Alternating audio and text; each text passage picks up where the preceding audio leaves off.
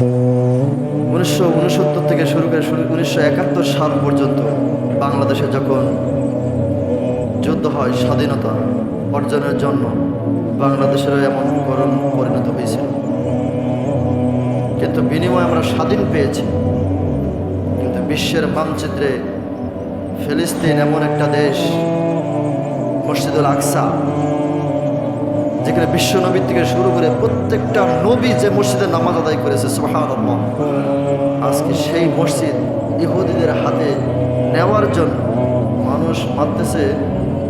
যেমন গরু, ছাগল, হাঁস, মুরগি জবাই করে, চোখের পানি আসে যখন দেখি ভিডিও যে ফিলিস্তিনে বোমা মারছে ইহুদিরা, আর বাচ্চাগুলো, বড় বড় মানুষগুলো, সাইনা মানুষগুলো তুলোর মতো উড়ছে, তুলোর মতো উড়ছে।